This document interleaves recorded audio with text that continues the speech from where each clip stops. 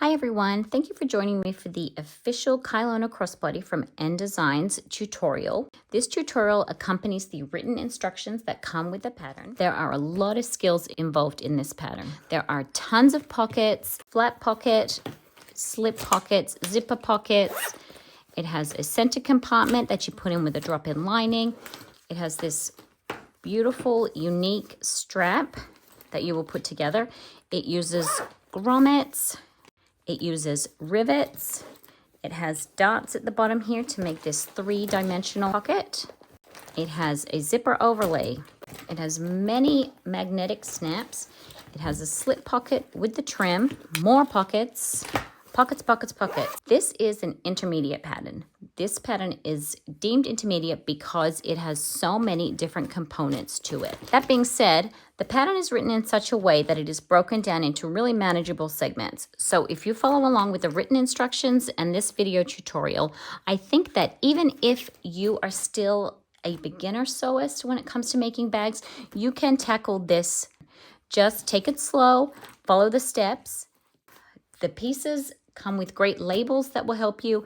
The pattern is divided into different bundles so that you work with certain pieces individually, and then the components all come together at the end to create this beautiful crossbody bag. I am going to be following along with the written instructions when I am making the bag, so some of the techniques may be different to ones that you have seen from me before, and perhaps you will find something new in this video that you haven't found in other tutorials that I have made.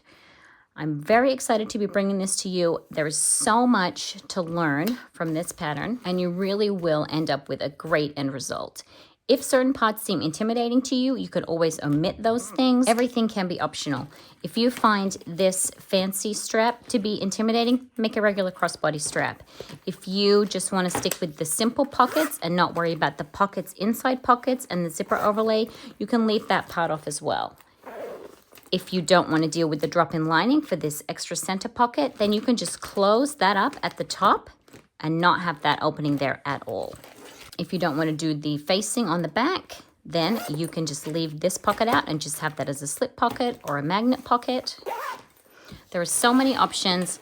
I've done everything on this bag, but you can leave out parts so that it suits exactly what you want it to be. There are certain parts that are a little tricky in the pattern that I will slow down and give you some extra tips for, such as sewing these curves and also when we do these openings in the faux leather vinyl.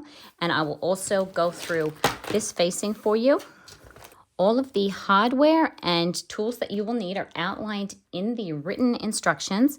And I am assuming as we start that your pieces are cut out.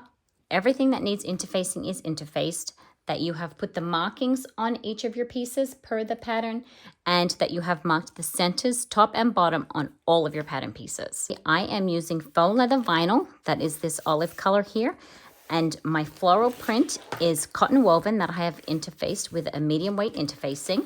So let's get started.